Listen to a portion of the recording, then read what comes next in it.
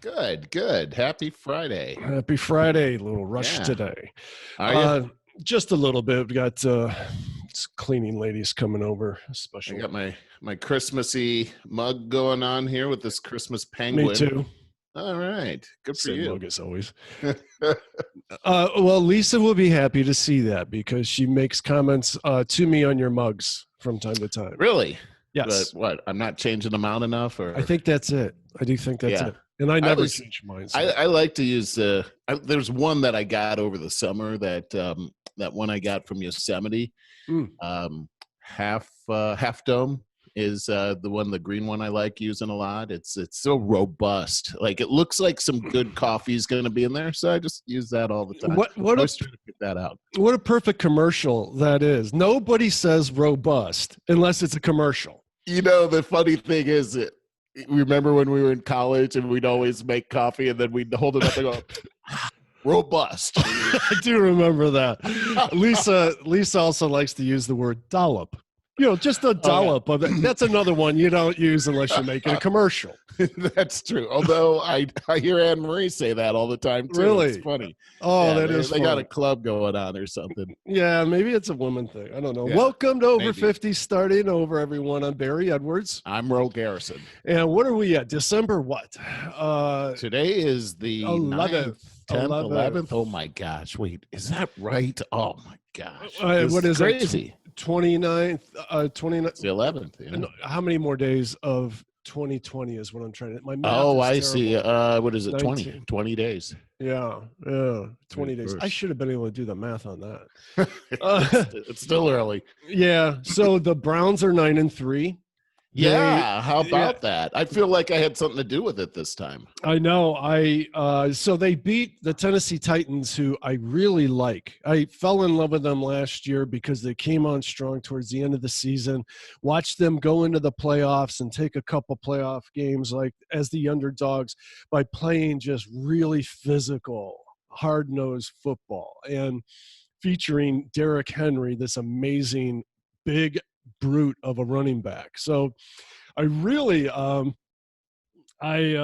been amazed by the Browns as the season has unfolded and watched them grow. It's not like this is the team that came out of the gate in the beginning. No, they have a rookie head coach with no preseason during COVID. All right, no preseason, all new systems, and have grown throughout the season. And we're finally hit a team the caliber of the Tennessee Titans at the right time. And they crushed them. The Browns. Is that right? Them. Oh, wow. Yeah, I saw the score. Boy, they ran it up.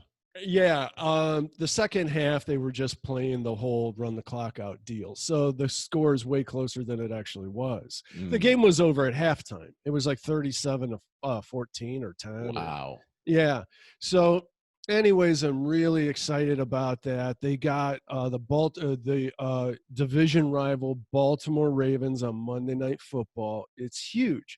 So all of a sudden, the Browns are not only in serious playoff hunt, like they're probably going to the playoffs. If we haven't, I swear to God, I think COVID's going to wipe out this season before playoffs. I was smiling about that earlier. It's probably because the Browns are doing so well that COVID's ramping up so much. Yeah, I could see that. Somehow or another, it's going to pull the rug out. The football gods once again will pull the rug out from under us, which brings me to I very facetiously asked you to pray for the Browns and ask God to pick the team, and I texted you midway through the game and said God's a Browns fan. Yeah. What's your take on that? How we do that? We put God in the position of having to pick a side.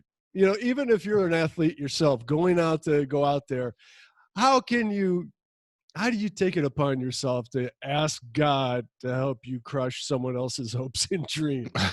Yeah.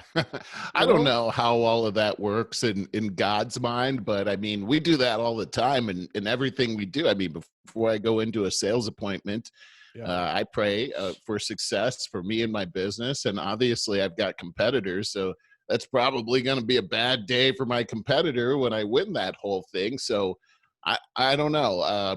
Here's what the only thing I know is this. is every time as a Christian, every time I've lost, somehow it's turned into victory. I don't know how to say it's, I mean, every painful loss I've ever had in my life has turned out to be victory in my life. I can't explain it any better than that. I've had crushing defeats in my own life, and every single time it brings me to a higher place. So somehow God takes care of both sides. Well, that's a real interesting take. I think, like, if you're the kind of person that says every one of these failures is actually turned into a victory, it's because you see it as such. You see the Yeah. lesson in it. You see the path turn, the turn in the path coming down the road, or Yeah. notice that has happened. In other words, you I think it's faith. don't Right. see yourself as a victim, and Yeah. bad things are happening to you. I agree. I think faith is really wrapped up in that. You know, I mean, Oh, it it's is, for being able to sure. see it, and faith. It's you know, it's the same thing. It's I mean, I've got like Star Wars stuff going through my head right now. You know, use the Force. I Sure. mean, it's like You that's what sounded like Yoda. that's that's what, but that's what faith is. It's you know, search your mind. You know, it's what you visualize. We talk about it. You know, when we meditate, when we talk Yeah, about meditating and visualizing things, these are the things faith is made up of. And so, you know, I hear you though. It's it is a odd thing that let's say two strong Christians facing each other, and both of them have faith that they're going to win. What is God picking a side? I don't know how all that works, to be honest with you. I don't think anybody does, but you know somehow what? put it in his hands. It all works out in the big picture. Well, it just shows you that there's a lot more there than meets the eye that we just accept. Now, well, here's what I mean. Still going with the sports analogy. Yeah. You can pray for whatever side you want. Everybody does. We don't know how it works, but momentum. You know, as a Browns fan for, the last 25 years, we talked about how the ball is bounced the wrong way every time. The Yeah, weirdest I things could attest. the weirdest things have happened for all these years. So there's negative mojo, there's negative momentum, but we take for granted watching a game going, oh, and now you see the momentum shift. We take it for granted like this is part of just a regular occurrence. But if you think about it, come on, you're talking about using the Force or something, or there's something at work there that we aren't defining at all. We just accept it.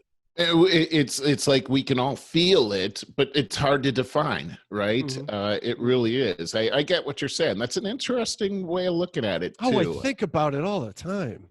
I was thinking about one of my, because we both played sports in high school, and Mm-hmm. I was into track, and my junior year, we came down to our last track meet against this city called Green, and we lost our track meet in the last event, and they cheated. I mean, the guy tripped our mile relay guy. We all saw it happen, and Oh, it was crazy because the guy was winning. Sam, he was a good friend of mine, and he gets tripped, and that was the end of that. We lose the Suburban League Championship. That was it. We could have won it right there. We lost it. We were so bummed out. I'll mm-hmm. never forget how bummed out I was on the way home. It was an away meet. People were crying on the bus and everything. Mm-hmm. I was, it's the agony of defeat. Yeah. And it was a low point. And I remember telling my coach, next year we're winning that championship. And the next year he made me the captain. And it came down to the last meet again. And it was the same team. And this time they were on my home turf. And it came down. Okay, I got to tell the backstory, which is my father never came to my meets, not because he didn't want to, but he was usually very busy. He was an executive.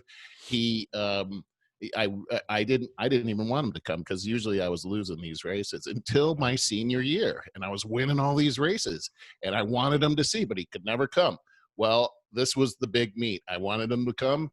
He said he couldn't. He had a big meeting. He couldn't be there. So now back to the meet. The meet's going well. It's the 2 mile relay, which is what my big event was towards the end of the meet.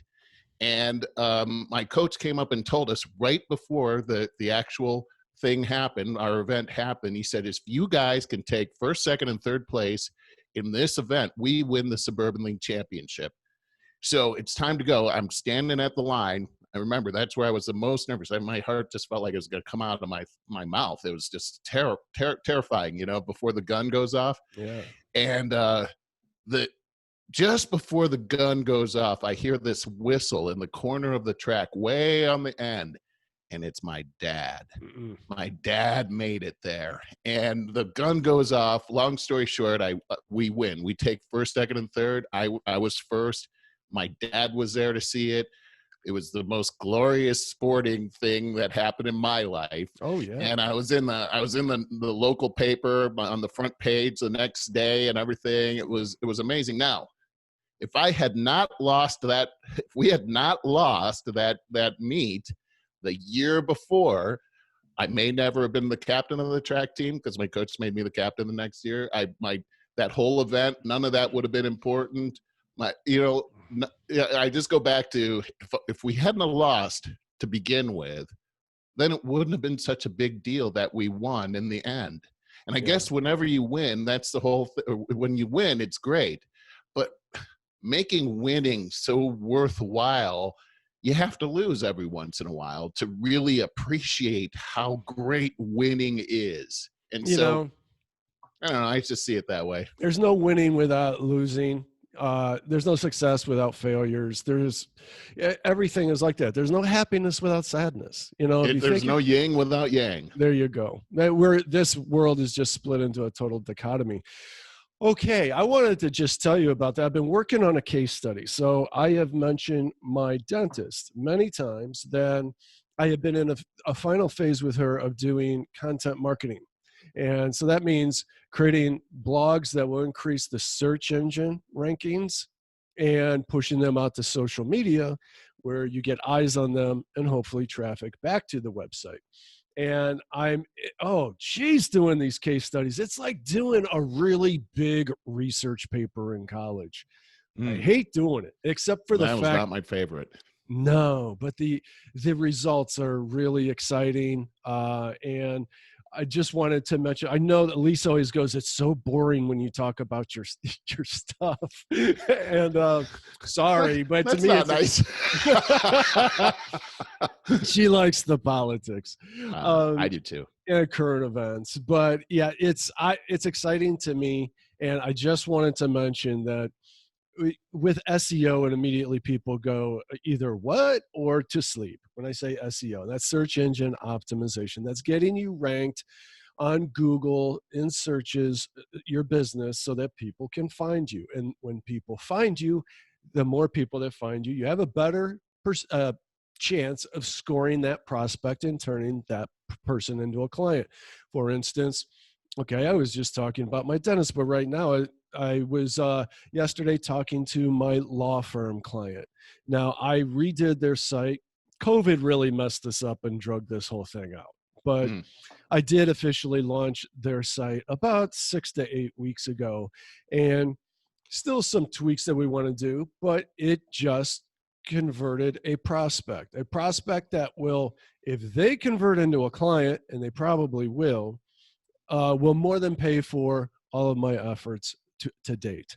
So this is why, look, you can see a lot of people see, a lot of company owners see a web presence as being a liability. So they want to spend as little on it as possible. If that is your perspective, then spend as little on it as possible, or spend nothing on it because it's not going to do you any good. And do you remember that you and I were talking several weeks ago? We were talking about communication, and I said, I have this client that I've been trying to get to redo their entire web presence because they're like in 1998, and they use email like it's 1998, and our relationship has been disintegrating. It's been that whole snippy kind of emails going back and forth, and then they kept wanting me to upgrade their old 1998 site that I didn't build. And then you could feel that they're blaming me for this crappy website that I didn't build. I finally stopped answering their emails. I just, because then the best point that they graduated to was showing me their competitor's website. And so can you upgrade your quote to doing a site just like our competitors. It wasn't a very good website, but it was light years better than their 1998 website. I mean, Right. they got up to about a 2007 class. Mhm. But my point is if you see your web presence as a liability, that's the way you're looking at things. And you look at it, and they're very cynical, and they should be, because with that kind of attitude, it's always going to be a liability. They threw away hundreds of dollars with me upgrading that 1998 website instead of having me do one that would actually get them clients and turn a profit relatively quickly, stay in the black, and continue making a very good, turning a web presence into a very good investment. The more your client is worth, okay, with a dentist, there's a mass quantity of potential patients out there to bring in. A plastic surgeon, which I've worked with before, you're talking at least $3,000 a year worth of one client is worth at least $3,000 a year. You should be investing in your online presence. So that's all I want to say about that. I don't want to bore people too much, but I think it's important to make the distinction. But just don't waste any money online if you're not going to do it right, because it will be a liability. It will be a waste of money. Evaluate how much money you can potentially bring in by getting prospects in. Now, a lot of some people in the trades may be like, you know what, I go to this morning networking gig, I get all the leads I can handle. That's fine. Then don't waste your money otherwise. A lot of people in the trades, if they just answer the phone, they can do pretty well. It's an area that's struggling. I have a lot more thoughts on the trades and how you can make good high six figures, but that's for another day using online. Okay. Very, very interesting. So Go next ahead. week, I will unveil the final case study. I will share a link.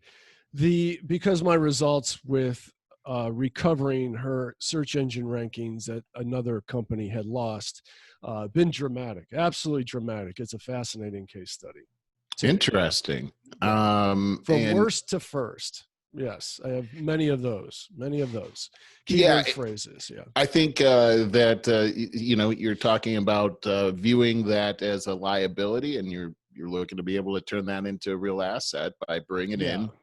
in, by actually turning it into a money making machine. But you got to make the investment. Yeah, and you got to stay with a good solid plan. See, a lot of people, honestly, I had this happen not too long ago, a couple months ago. A competitor or colleague of mine, depends on how you want to look at it, somebody that does similar stuff to me, as I do in this field, more from a content point of view, asked me if I could come in and teach her and her work partner how to do SEO in a couple hours. And I was speechless. Okay, how do I could, as if I could teach this person how to optimize a site, search engine optimize a site in 2 hours of my time for maybe $200.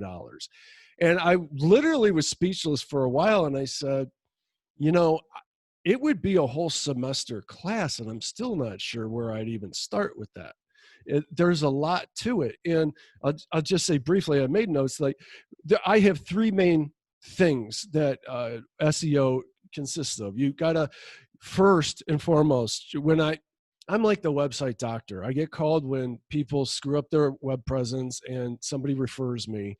First thing I do is check out the website structure for clean code, make sure things are well written. And there's always a worry that there's plagiarized content. If people said, well, these people rank high, I'm going to steal their content and put it on my website. That will get you penalized immediately and severely with Google. The other thing is off-page SEO. That's Google My Business, registering with Google, making backlinks to mega-directories and sub-directories. That's a whole thing in and of itself. I just bored a whole bunch of people there. I'm sorry, but it's very important. And finally, there's a sustaining content marketing system that you need to do. And it's feeding your blog, your social media, and your email, building a list with your email, and making sure that you attract your target audience while you're continuing to feed the content in your website that makes you climb in search engine rankings. So it's a lot. It's a lot to do, which is why you have to see it as an investment and talk to somebody that knows what they're talking about, because to what you just said, what bothers me is there's a lot of pseudoscience people out there that think that they can advertise. I've seen it in networking groups, people saying, oh, and we do SEO too. And I know they don't have the first clue. They're going to say, oh, we're going to write you some blogs. And sure, that should make you right. They don't even know how to measure it. I measure it. Right. Yeah. And my case study will show all of my measurements.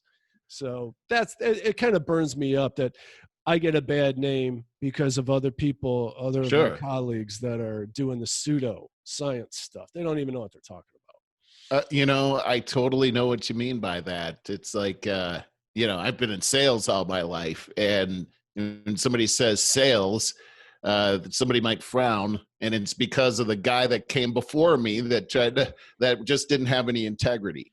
And so some people actually don't want to even say that they're in sales. Oh, well, I'm a consultant, because of what's happened in sales through shysters out there. But I'm actually very proud to say, that I'm in sales, and it's because of I'm going to treat people the way that I want to be treated. And I think that's rule number one in anything that you do, but especially when you're running a business. Well, and you've said before too, though, that it's a priority for you to always make sure it's a win-win situation. I won't even really. I will not be involved in a situation where I perceive that the customer is going to lose and I'm going to win, or vice versa, that I'm going to lose and the customer is going to win. Sure.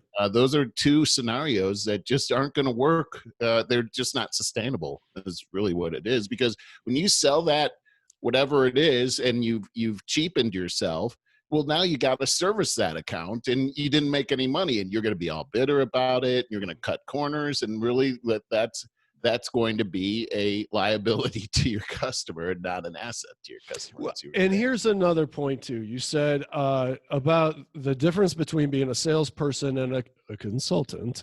Mm-hmm. Well, you are a consultant. See, this is part of it, right? When we talk about doing your career of passion, I always say this. A lot of times people lose track when you're doing the same thing in the same fields for so long. You can lose track of the fact of what an expert you are in this field. You chose that job. You had three. It was really exciting back then when you had 3 offers on the table. All really good offers with really good companies, and you had a hard decision to make. That was my God, couldn't we all experience that once in our lifetime? That situation. I really thought that was going to be really fun, but it was really stressful. I was blessed that I had that experience. Yeah, but point is, you chose the company that you chose because it was right in your wheelhouse of expertise. And that's the truth. And that's what's really important. When you're a salesperson that goes from company to company and your skill set is, quote, being able to sell sand to the Arabs, which is probably totally politically correct today, as or I was snow to an Eskimo. Yeah. So if that's what you think your skill set is, you're giving you a bad name, because when you're an expert and you know where things fit to make a company more profitable or efficient, that's really important. Look at your brother. Yeah, look at your brother. Geez, what is it? It's so heady. He's in HR where everything is changing. Constantly. Exactly what he sells, but he has to learn so much all the time. They basically handle the benefits packages for their clients' employees. Yeah, which is constantly in flux, constantly. And it's a huge expense for every business out there. I mean, it's like they're number one. Yeah, and he says payroll. He says he's in sales. He's a consultant all the way. Most sales people that are in a real complex type of environment are consultants, but at the core of their being, they're still salespeople. Yeah. And I guess that's my point, is that, it's a profession that's absolutely worthy. And it's unfortunate that some people have come in and destroyed some of the integrity of just the term sales, but that's where it's incumbent upon people like myself and my brother, who are both in sales, to correct that. And that's how we stand out. And I think, in this day and age, Barry, it's so funny how all you really have to do is the right thing to stand out, because most people are just not doing the right thing out there. It's like I tell my kids today, all you have to do is show up, be there on time, and be consistent, and you're going to beat 90% of the people, because look what's happened out there. People just don't have any accountability. They're not taking Wow. responsibility. If you just be accountable and take responsibility, you're going to shine head and shoulders above everyone else out there. We really live in a sad state of affairs, especially with the young people out there. Wow, I never thought about that the way you just put it, because well, I do work with a lot of people in the trades. I brought them up a little while ago, and my family is all from the trades, plumbing, heating and cooling and things like that, electrical. And they cannot get apprentice help in the summers. Summers are busy time, and you want that college kid that can, you give a decent wage to for summer help. That used to be a mainstay for the trades industry. They cannot get these kids to do. It's hard work. My uncle would say, "Oh, they'd come for one day and not come back because it's hard work." Yeah, you scare them away with the But work. what you said about being at the level of professional corporate America that you are, that there isn't. All you got to do is have a sense of personal accountability. Yeah. Wow.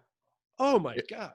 It's pretty amazing what little you really have to do to stand out anymore. But it all relates to integrity, and that you're going to do what you say that you're going to do, and if you just do that, then you're going to be a rock star out there.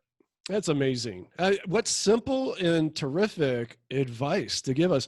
And that comes back. It comes back to parenting, and Oh, I know. it does. Anne Marie harps on this. It's parenting, comes back to parenting. All these problems that we're seeing out here now, she's right. Most of them come back to parenting, Always. and what you instilled in your kids, and did you take shortcuts and just, oh, I'm too tired, just let them do whatever, or he's bugging me, so just let him. This is it. I told my mom recently, Mom, I just am so glad that you loved me enough to take the chance on me hating you. And she was like, Wow. "What are you talking about?" I said, "Look, I wanted to do all this stuff, and I'm a very type A personality from the time I was born. You're born with this kind of stuff. I mean, Mhm. I was a born salesperson, man. And my mom and You dad were. but they would not. I mean, they were relentless. They would not let me get away with anything. They were all over me. And it was just, I remember one example was in seventh grade. No, is it seventh? Yeah, seventh grade. I wanted to play contact football. Football. I always loved football. Yeah. And I found out about this league that was, contact. But they were already in the first game of their season when I found out about them. They said, "Oh, it's not too late. You could come on to the team." But they'd already had several weeks of practice Yeah. before then. And so this was like the dream of my life, is to play. I mean, I would literally dream about this. So I'm telling my parents about it, and my mom stood in the gap, and she's like, "No, you haven't had the proper training to do this, and you could get injured, and you'll have to deal with that for the rest of your life." And she wouldn't let me play. And I was so livid with her.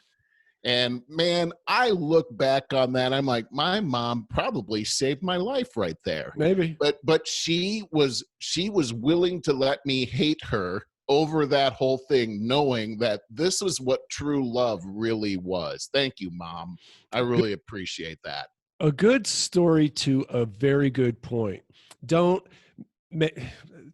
I don't know. It's this podcast isn't about parenting, but I think that we've learned the hard way that trying to be your kid's best friend is really a bad way to go. Don't you think? Mm-hmm. It's not even about that. You can be best friends after they grow up. There you go. But when they're your responsibility is not to be the best friend of your kid. Your responsibility is to instill values in your kids and be an example to your kids so that when they leave the house that they don't come back. that they that they can sustain life on their own, and they can have a family or whatever they want to do, a career on their own.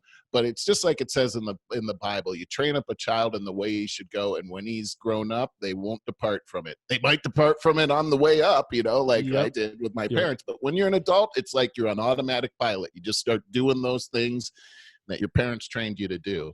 And that's the unfortunate thing that we're seeing, is parents are neglecting that responsibility, and as a result, they get out in the workforce and they just don't take responsibility, and they're not accountable. And that's they're why I still tell my kids. kids this. They're still exactly. immature. Haven't grown up. That's right. Yeah. Hey, that's right. Let's move on a little bit. I wanted to ask you about Diane Harrison reached out to us. Yeah. Diane is a big fan of the show. In fact, she wrote a message. She's been a continuous listener to us. She runs a company called LQ Legal Docs, and this is a company that she has founded and specializes in family law matters, property deeds, power of attorney, corporate matters, process servers, and litigation. And she's telling us that, hey, Merle, just wanted to say I read Up From Slavery long ago, and it had a big impact on me too. We brought this up in a couple of shows ago, especially how the students made their own bricks from mud and built the school themselves. And then she says, things are going fine for me. I'm still in business and still listening to you guys. Well, God bless your business, Diane.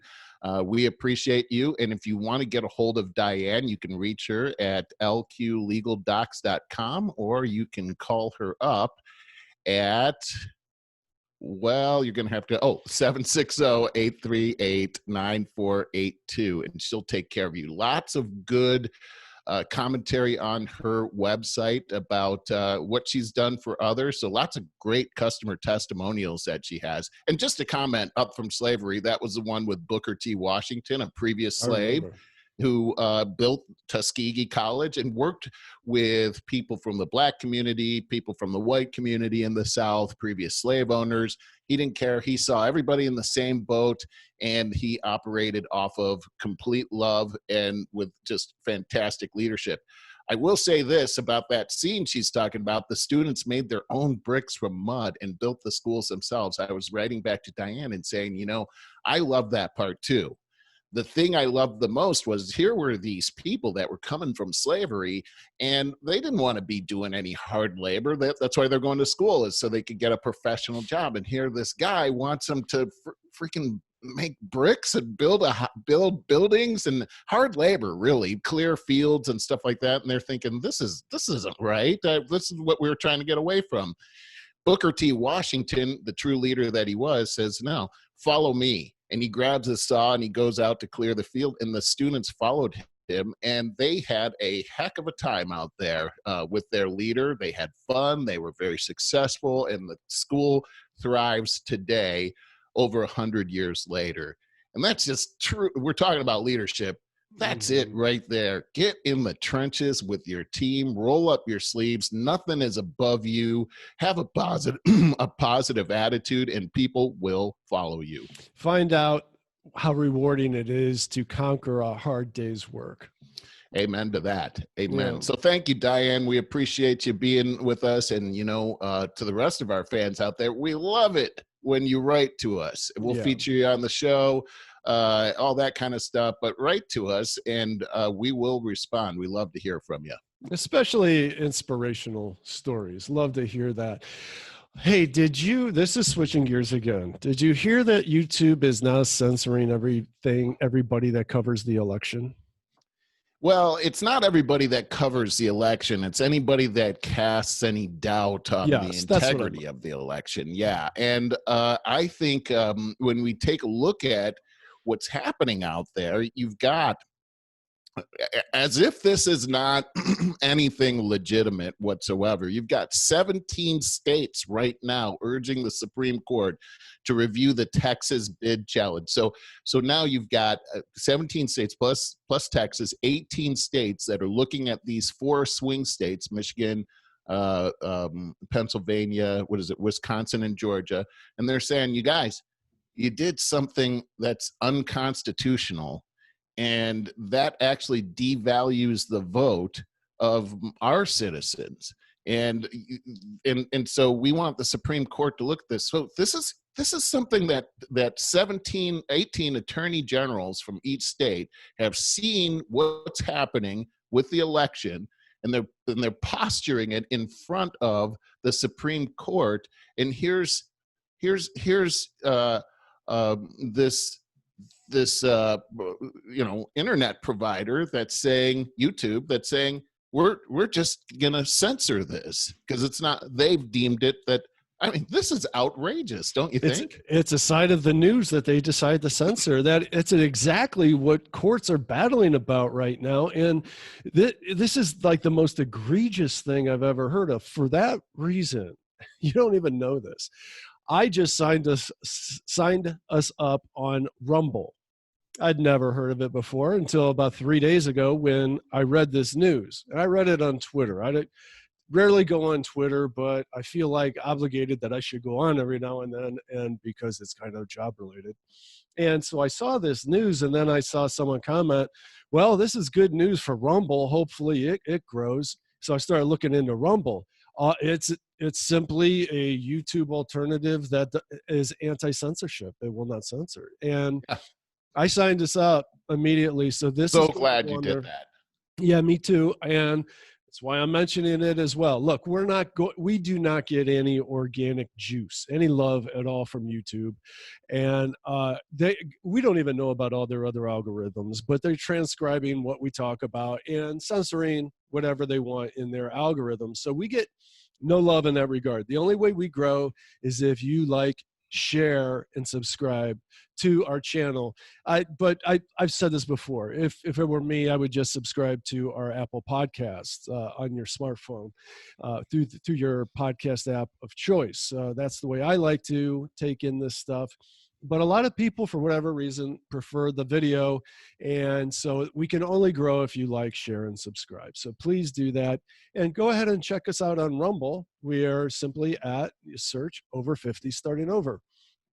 So I wanted to add to that, Barry, another story that's come out just this week is that Hunter Biden's under investigation for tax fraud by the FBI. And as a matter of fact, Hunter Biden himself revealed on Wednesday that he's under federal investigation for possible tax fraud, with a report saying the Justice Department is examining his overseas business dealings. And that's in the mainstream media now. And I just find this to be, to go along with exactly what YouTube is doing, is that, wait a second, this isn't new news. It's old news. This is old news that we actually have been censored on. Yeah. And we saw this happen with the New York Post. And we saw that it's funny because in the mainstream media, every single person in mainstream media said that Hunter Biden did nothing wrong and that this is all just to get Trump to win the election. The very fact of the matter is that the press purposely suppressed information so that we would not, as the general public, be able to have that information to make a decision on the upcoming elections. It's interesting that Chuck Grassley, who's the president pro tem of the Senate, said this. He tweeted this: for over a year, I led review of Hunter Biden's business dealings overseas with a big focus on China, but many Democrats and news organizations dismissed or ignored, some even baselessly said it was foreign disinformation. And now those same organizations report the IRS and FBI subpoenaing Hunter Biden in tax fraud probe over his China ties. And Molly Hemingway said this: our media, who defiantly censored this story, are so corrupt and disgusting. She's from the Federalist. They, with big tech, blatantly meddled in the 2020 election and against the American people by hiding genuinely important national security stories about Biden after years of lying about Trump. I mean, that's exactly right. Serious stuff that's going on that's having an impact on our democracy. Just today, I was looking at the New York Times. I now subscribe to the New York Times. It's terrible. Uh, because of, I can't even believe what they say in that paper. But I mean, today I was reading about how all these challenges are baseless to the election and these 17 states. It's baseless. There's no evidence. How can they say there's no evidence when okay, there's a difference between evidence and proof. You know, like for instance, if I go outside and I smell barbecue, you ever go outside and you smell barbecue? Oh yeah. You know? And then you're like, oh man, Joe's making a steak, and you go over there and there's nobody there. And so you smelled evidence, but when you went over to look for the proof, it wasn't there. You know what I'm saying? Sure. So evidence, you've got over 500 affidavits. Now, an affidavit is filled out by a citizen under the threat of perjury if they lie. And perjury has some pretty serious penalties associated with it, including jail time. Mm-hmm. So for 500 people to write that they saw all this crazy stuff happening and under penalty of perjury, well, that's at the very least evidence. It's not proof, it's evidence. And evidence should be looked into, especially when it comes to our democracy. But the New York Times is saying that challenging this type of thing is, you know, this type of thing that's happening right now is actually what's destroying democracy. And what I'm trying to say is this, is that not covering these stories is what's destroying our democracy. And we should be able to have transparency so that we can see these things and make a decision for ourselves. What is it? The popular polling group out there, I can't remember the name, but they came out with a poll this week that said that 10% of the people that voted say now that if they'd have known this information about Hunter Biden before the election, that they wouldn't have voted for Biden. And that just goes to, I don't know how accurate that is. I don't know how accurate polls are anymore, but that just goes to show that these things absolutely matter. We're in a real mess in this regard. And at some point, I do want to discuss the movie, The Social Dilemma. I don't think that you've had a chance to watch it yet. Haven't. I definitely want to see that. It really does a fantastic job of showing how social media, in the media itself, they're in cahoots to manipulate us. And with social media, it's just simply for greed's sake. And it's talking about how AI, artificial intelligence, has just created algorithms to keep you hooked and to keep you engaged in order to sell you more stuff. And it is all at your own disservice as a person. Well, then you got mainstream media that they are absolutely, I don't know. I think it goes to the very top. I'm not sure who. Well, we've mentioned before, most of the mainstream media is owned by 5 different companies, I do believe. Yes, I've heard that too. The fact that all of them can, on a dime, within like an hour or two, change their stories, their narratives, and their buzzwords across all these channels. Isn't that something?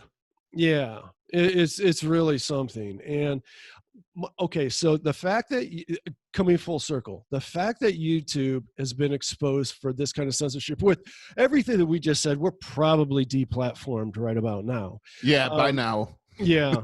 So if their algorithms really work, we're done on YouTube. And here's my hope. So something like Rumble that I just heard of 3 days ago and we signed up for, we are now on. I hope that these, and Facebook has several competitors that are all about non-censorship that are trying to catch on. I hope that these do catch on. And because of the exposure that is happening with our government, things like the social dilemma, and I hope, like, boom, almost overnight, this guy that I forget his name that owns YouTube, or the CEO. Well, Google owns YouTube. Yeah, and I think, Sundar or whatever his name is. Yeah, he's so cocky that he really is. He really seems to believe that he is above the American people and the government and the law. And I hope that this comes crashing down quickly on these big tech giants, that this kind of exposure, this kind of awareness catches on so quickly that they don't realize, like, oh my God, we're so overextended and now didn't think it was possible, but we're losing our audience in droves. and Yeah. and it makes them come crashing and burning to earth. I really hope this happens. I think it's going to. I mean, just it's funny that you brought up Rumble, because this week I just started noticing all of these different people that I follow now producing videos on Rumble as opposed to YouTube. So it's happening overnight right now, and everyone's talking about it. And it's because this is happening. We live in a free market system, which is part of our freedoms and liberties that we have right now. And so this is the free market speaking loud, capitalism speaking out loud, that when there is a gap in the providership, that the people are going to vote with their dollar, they're going to vote with their time, and they're going to move. If you start censoring our liberties, because that's what's going on, is you're curtailing our liberties to understand what the truth is, so that we can think for ourselves and actually make proper decisions based on the facts. If you steal that from us, we're going someplace else, and we're going to find it. We're going to find that information someplace else. It seems to me that there's a good portion of people here in the United States that are starting to wise up. And I wanted to take our conversation in a little bit of another direction regarding the news, because this has to do with the Constitution and our constitutional talk. And I want to make sure that I get my segment in here. But I want to relate it to my conversation to some news that's happened here in LA this week. I think it's pretty interesting. Yeah. We just had a new district attorney swear in. His name is George Gascon. George Gascon, I voted against him. George Gascon was actually the district attorney in San Francisco most recently. He's been there for the last several years. And you've seen in the news, I'm sure, what's happened in San Francisco over the last several years. The law enforcement has decided not to enforce the laws in several areas, like loitering, public intoxication, resisting arrest, sleeping anywhere they want in the city, defecation, urination, all those kinds of drug use. All those kinds of things have been neglected in San Francisco, and it's caused San Francisco to become really the armpit of the United States. Well, now this guy, supported by George Soros, has now won that same position here in Los Angeles, the second biggest city in the country. And as soon as he took the oath of office to protect the Constitution, he then announced that he was no longer going to let the city let the police, they're no longer going to enforce trespassing in Los Angeles, disturbing the peace, driving without a license, resisting arrest, or prostitution. Resisting arrest? Or public intoxication, or loitering. And also, they're going to end cash bail as of January 1st. So what kind of message do you think that sends out to the public? Out to the criminals? Oh my God, it's a free-for-all. Absolutely a free-for-all. Here's what we've seen over the past 6 months, is that people are going into our cities, and they're rioting, they're looting, they're drunk and disorderly, they're living in the streets, they're defecating in the streets, they're doing drugs, there's needles all over the place, there's a completely unsafe environment, they're resisting arrest, they're fighting the police, they're getting let go and back out on the streets the next day. They're ruining our cities is what they're doing. And now this man has come in, and he is now if I want to go riot, and the police come, well, what this guy told me is the police have absolutely no authority. I can just resist arrest, and because they're basically the bad guy. Jeez, that's unbelievable. Is this going to segue into your Constitution? Yes, as a matter of fact, what I wanted to say is last week we talked about the separation of powers and how important that is. And we also talked about the Declaration of Independence and how it showed a contrast between King George and God, actually, and how in the nature of fallen man, if you combine these three branches of government together in one person, or even two of the three, that's legislative, judicial, and executive, you're always going to have corruption.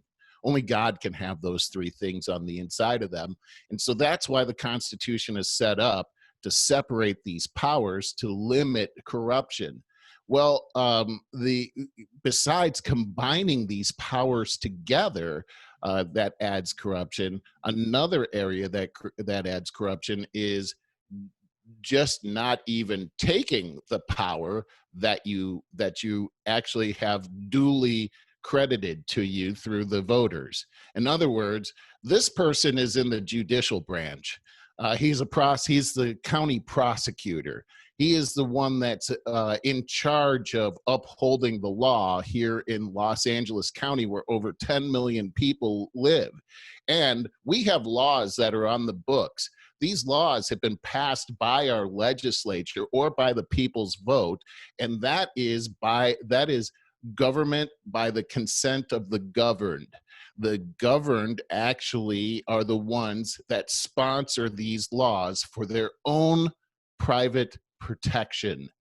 And so when a person comes in and says, I'm just not going to uphold that anymore, again, that's where corruption happens. Anytime somebody delegates that responsibility or combines their responsibility with other branches, every time corruption happens. Now, what's going to happen here? We've already seen people like Elon Musk leave the state.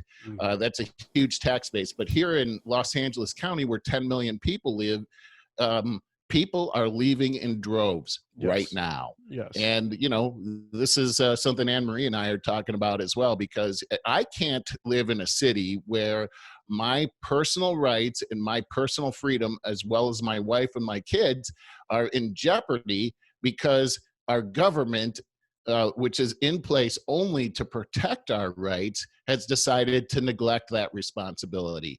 What do I do?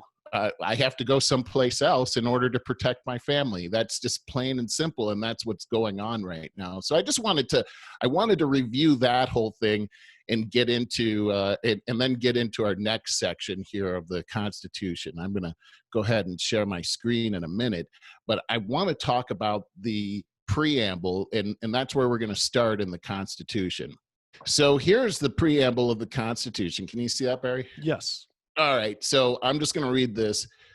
This is where all the responsibility of the federal government comes into play. This reads the preamble: we, the people of the United States, in order to form a more perfect union, establish justice, ensure domestic tranquility, provide for the common defense, promote the general welfare, and secure the blessings of liberty to ourselves and our posterity, do ordain and establish this Constitution for the United States of America. This is the entire duty of the federal government. If you take a look at this, it's in a nutshell everything that the federal government is supposed to do. So the first thing that makes it amazing is we, the people of the United States, are making this happen. And that's we take this for granted, we, the people, but our democracy, our Republican style of government, and I don't mean Republican, the party, I mean, as a republic, we vote for people that will vote for us. That's what the legislature is. And so that's a Republican form of government. This form of government is by the people. It's not by an elite set of people like you have in various countries. It's not by a monarch. It's not by a tyrant or a dictator. It's by us. And that's what makes us very unique. All other countries that look like us are actually copying off of us because we were the first ones to do anything like this. In order to form a more perfect union, I always thought, well, that's weird. 1700s talk right there. They used to talk like that back then. But the fact of the matter is that, as I said last week, back in the 1776, after the Declaration of Independence, we very quickly came up with a constitution called the Articles of Confederacy. And as a result of the weak government that was formed, the states were actually battling against each other. In fact, what was happening was we were seeing states competing against each other and making commerce laws like duty taxes, don't buy from North Carolina, or we're going to jack up the price here.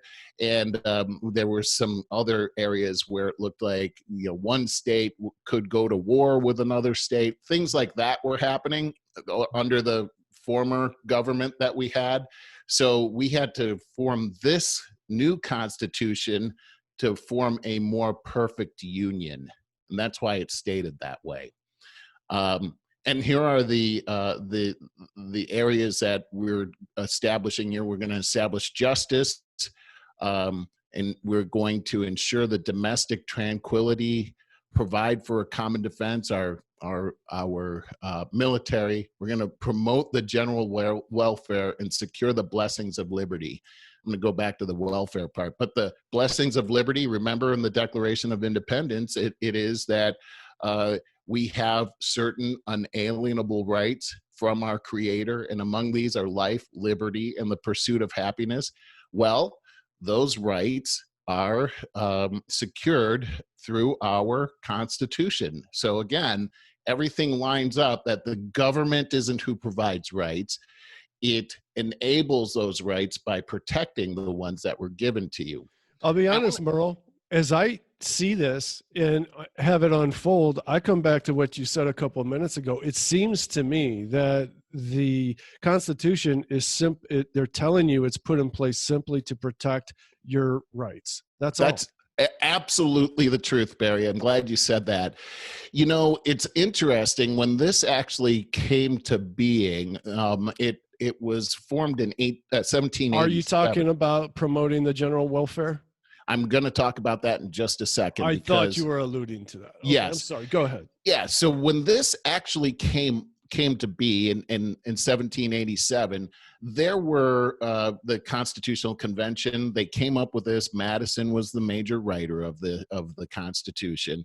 And then after it was written, it had to be ratified by the states in order for it to take effect. And that was a 2-year process. And in that 2 years, the writers of the Constitution had to sort of advertise what was in the Constitution to get the general public to buy into it. And what they did was they wrote a series of articles called the Federalist Papers. And these were in the local papers so that everyone could read it. And it was a justification for what was inside of the Constitution. So you have this group of people. You had Madison, you had John Jay, and you had Hamilton that were writing these articles called the Federalist Papers that totally justify this. But you had another group that were against this called the Anti-Federalists, and they were writing papers as well. The concern was this: keep in mind that the country was started by these colonies or states, and the whole premise was that these states is where your rights really reside. It's either the people or the state, and this federal government thing they were concerned about because of what happened in England. You have this tyrant that just ran roughshod over the whole citizenry. So they had to figure out a way to protect the states and protect the people and not put a government in place that was going to be overbearing. So this part about promote the general welfare was pretty concerning because it was vague. Mm-hmm. And so it almost gave the federal government carte blanche to do whatever they wanted. So Madison writes in Federalist 41 about this. So anytime you want to understand exactly what's being said in the Constitution, go to these Federalist Papers to find out an elaboration of what they were thinking when they read this. So I went into Federalist 41 to find out about promote the general welfare, because what does that mean? We know people receive welfare checks today. Is that what promote the general welfare means? They didn't, that word didn't mean that back then, but I have to agree with you. I'm glad you're going to clarify, because when you read that over, I thought, wow, that is wide open to interpretation right there. It really is. And so Madison fought back on that and said this, first off, we wrote the Constitution with a few things in mind. One of them was that the Constitution had to fit the federal government into narrowly defined and enumerated powers. And so that whole welfare line right there is not narrowly defined, it's broad. And enumerated means that the powers of the government would be numbered. In other words, limited. And when you look at the Constitution, in other words, what Madison is saying is that the powers that are there are the only powers that they have. And that's it.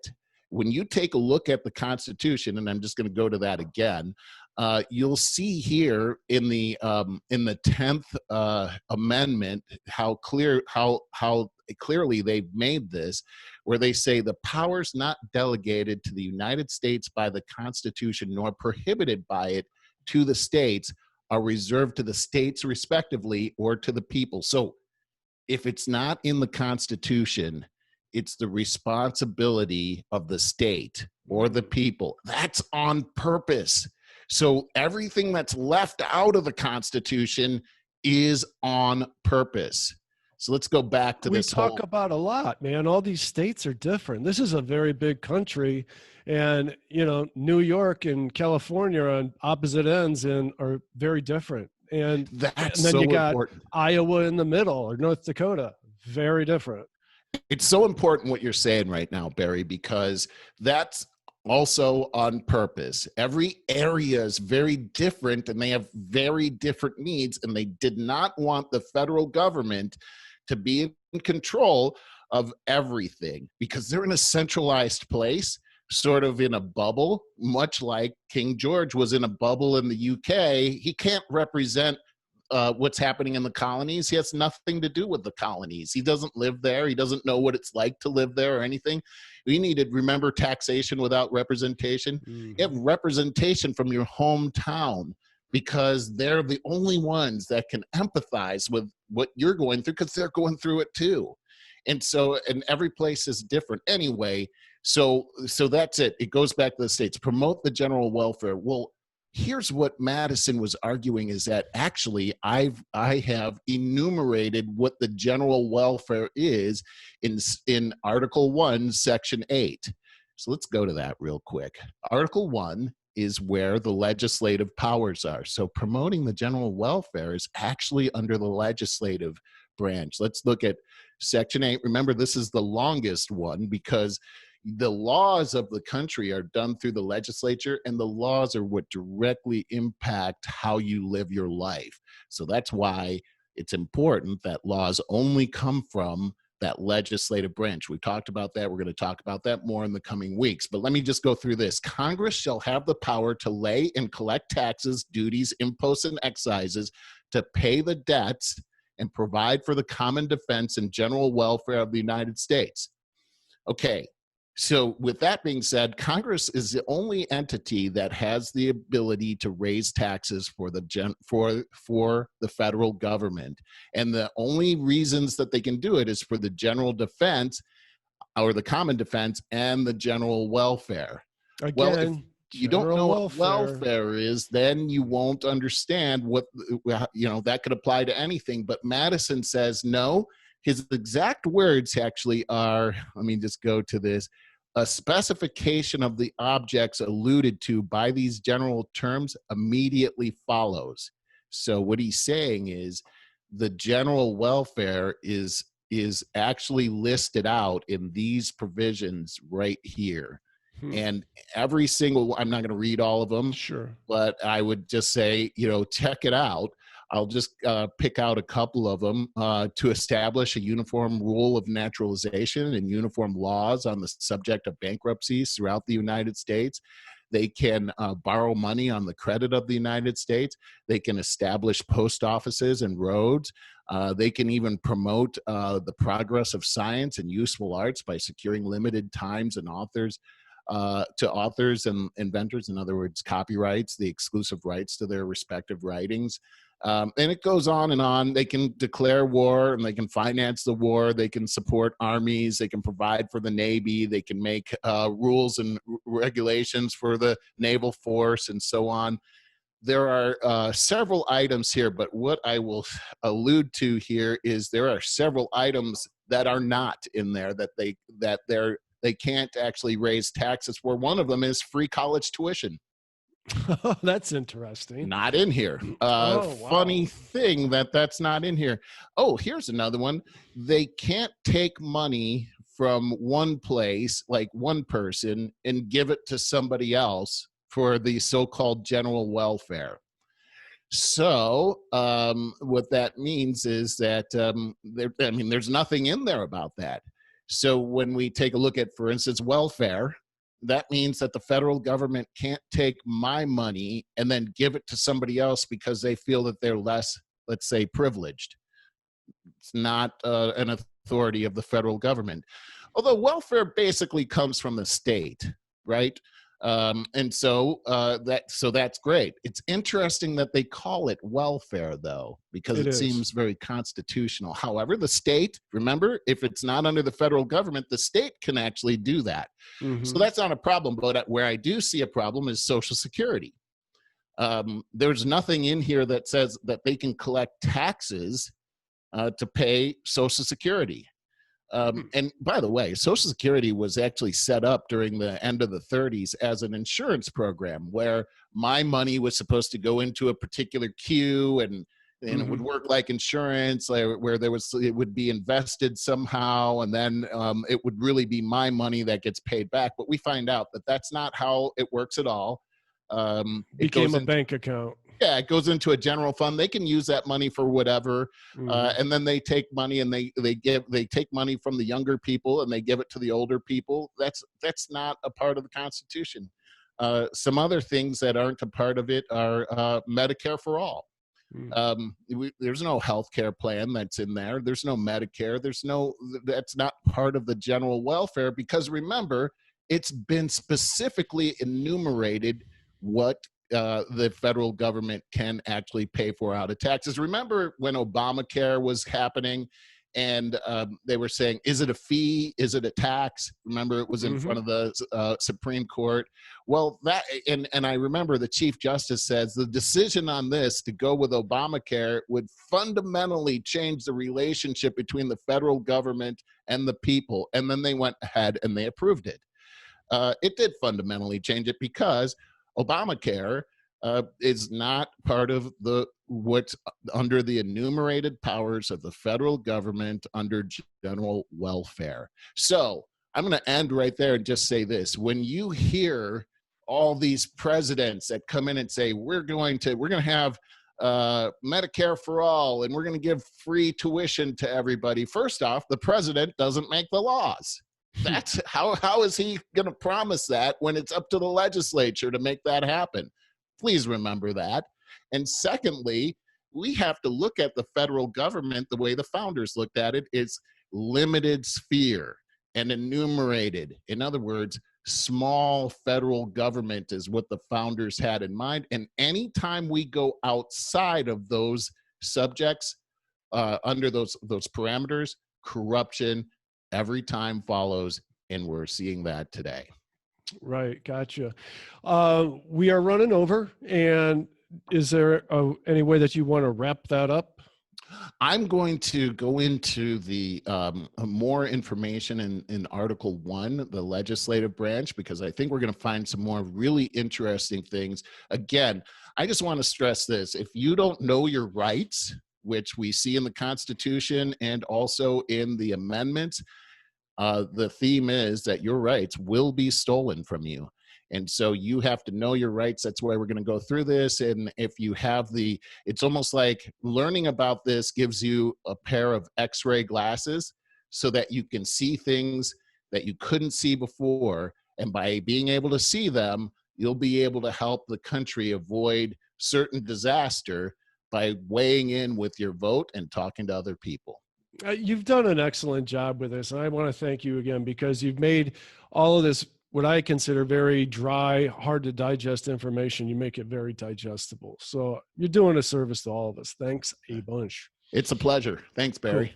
Hey, I just wanted to say on the lighter side, you made me think of this earlier. I just started watching a special on Netflix about Michael Jordan called The Last Dance. It is so good.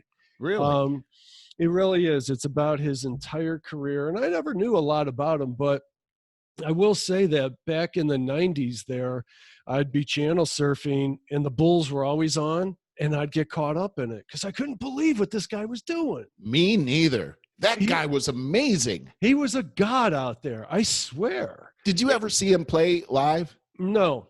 I went to the I got these amazing tickets to see the Cavs, and I was I had floor seats, and they were playing the Bulls, and I was right behind the team where I was sitting. And so I mean up close, I could I could hear them talking to each other. They were right there. And so seeing Michael Jordan on TV, amazing. But when you see him launch from the foul line and then slam dunk from like, what the heck? What does this guy have, like anti-gravity sneakers on? Yeah.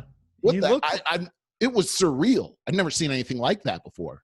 I swear in this special with all of the clips of the shots that he's taken and everything, I swear he spends more time in the air than he does on the ground. He is amazing. And Probably the most amazing athlete I've ever seen. Yeah, I would agree with that. And you made me think of it because he talked about early in his career, and, lots of different people are being interviewed for this present day. And he talked about early in his career, they showed the contest between them and the Detroit Pistons. Oh, yeah. That was great. The Pistons would beat them up. They were bullies. And Dennis Rodman. They were the bad boys. They were the bad boys, and they beat on people. And refs didn't call that stuff back then. Right. I mean, they're showing the elbows and everything. And so, Michael Jordan, the fierce competitor that he was. Now, first of all, he something like a sophomore in high school, he was told that he may not make the team. So I'm backing up here. Wow. And he spent that summer with, as they said, he had a basketball in his hand every minute of every day. And he comes back, makes the team, and then starts excelling. So it happened. He is a product not of simple natural ability like Scottie Pippen, as I talked about. He is a product of very hard work, very hard work. It's interesting that what you're saying, just going to the front of the show, where he had a loss, and as a result, the world received Michael Jordan. Yeah, and so that's what happened with the Pistons, is he said, the fierce competitor that he was tired of getting beat up. And so that offseason, the day after the last day of the season, instead of going back, they all went to the gym. And they started lifting weights, putting on, and he was working with weight trainers. I put on something like 15 pounds of muscle in that off season, and he was pushing everybody else. And they're interviewing these other guys that are old now, and they're like, "Oh yeah, when your leader's out there pushing beyond belief, you can't slack off." It was so inspirational. Well, I'm still watching it. It's a mini series. I thought it was a movie. Oh wow! And then it kept going, and. So I think I got a few more to go, which I will be sad when it's over with. It's really inspiring, and I don't even like basketball.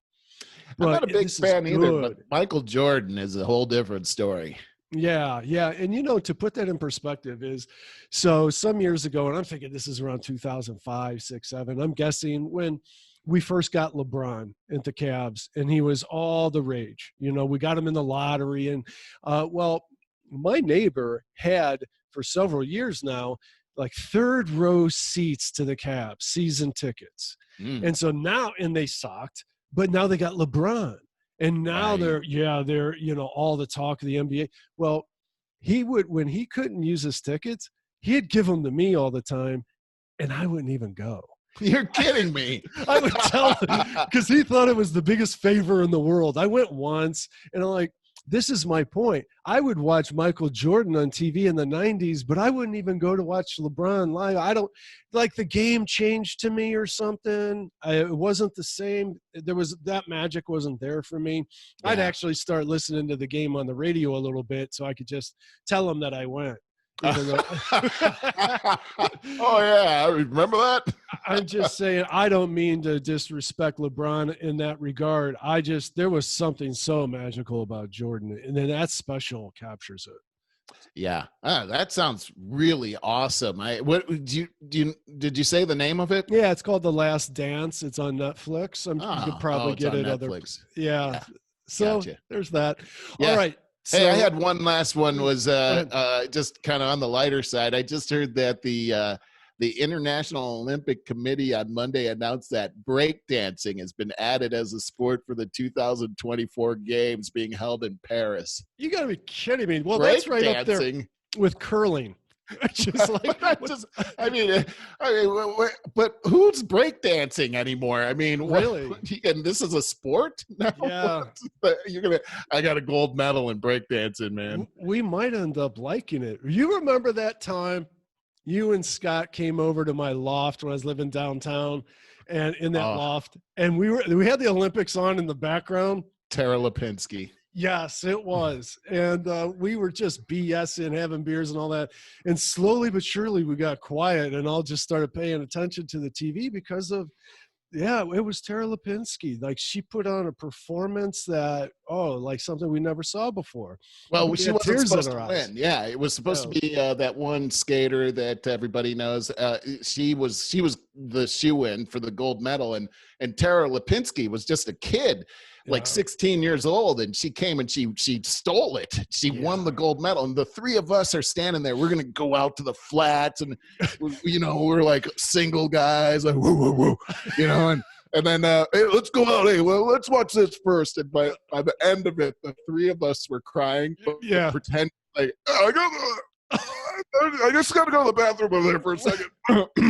Yeah, we all had tears in our eyes. Broken down. It was watching a thing of beauty. It was a miracle. It was absolutely. Yep. Anyway, that's a highlight for me for the Olympics, because that was really awesome. But anyhow, so look forward to your new break dancing star, and I'm sure we'll get emotional watching that. I can't even believe that's an Olympic sport. What's next? With that, please like, share our stuff. Go to over50 starting over.com and sign up for our email list. You get everything dropped right into your email box as that happens, with our links and everything. Valuable stuff. All right, Merle. Love you, brother. See you next week. Love you too, Barry. Yep.